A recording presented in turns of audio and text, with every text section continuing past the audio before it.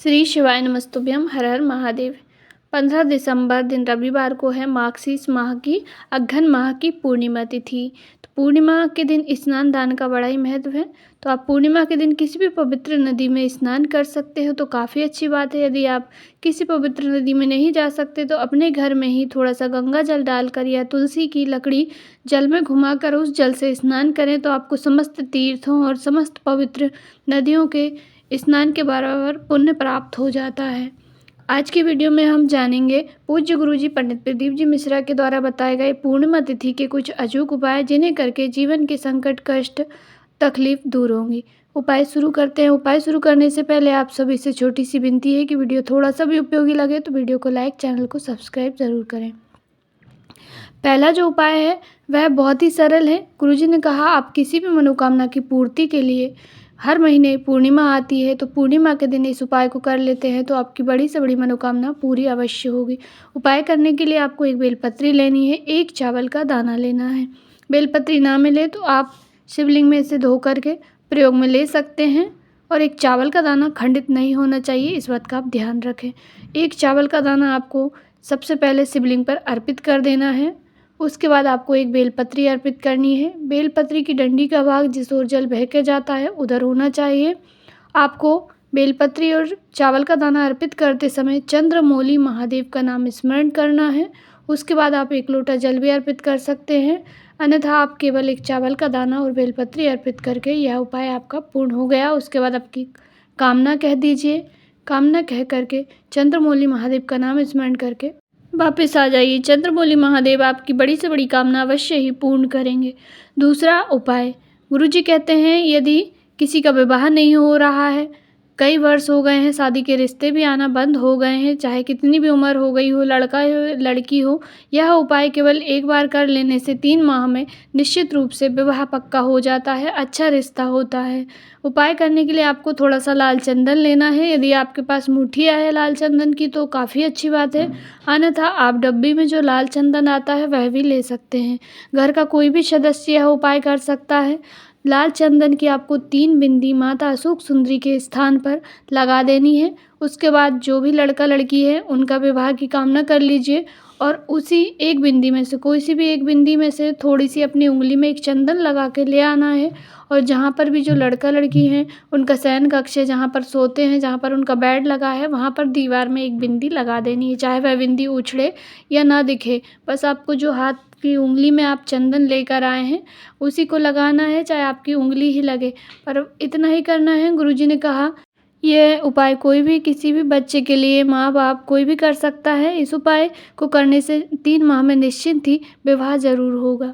अगला उपाय, पूर्णिमा तिथि के दिन गुरुजी कहते हैं यदि कोई गर्भवती नारी है तो उन्हें पूर्णिमा के दिन कोई सी भी पूर्णिमा पर यह उपाय कर सकती हैं। गर्भवती नारी को अपनी नाभि पर चंद्रमा की कुछ क्षण के लिए रोशनी पड़वानी, अर्थात आप आंगन में, बालकनी में या छत पर जाकर अपनी नाभि में चंद्रमा की रोशनी पड़वाइए। इससे गर्भ में जो भी बच्चा होगा वह हमेशा स्वस्थ पैदा होगा, कभी भी विकलांग पैदा नहीं होगा, हर तरह से वह सक्षम पैदा होगा। तो जो भी स्त्री हैं वह किसी भी पूर्णिमा पर इस उपाय को अवश्य ही कर सकती हैं।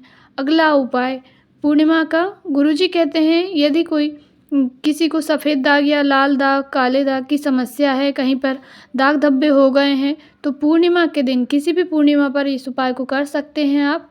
जो गौ माता के बछड़े के मुख से जो फेन आता है, जब गौ माता का जब दूध पीता है बछड़ा तो उस समय पर उसके मुंह में थोड़ा सा फेन आ जाता है, थोड़ा झाग आ जाता है। उस दूध को आपको, झाग को प्राप्त करके जहाँ पर भी दाग धब्बे है उस जगह पर लगाकर चंद्रमा की रोशनी में थोड़ी देर बैठ जाना है।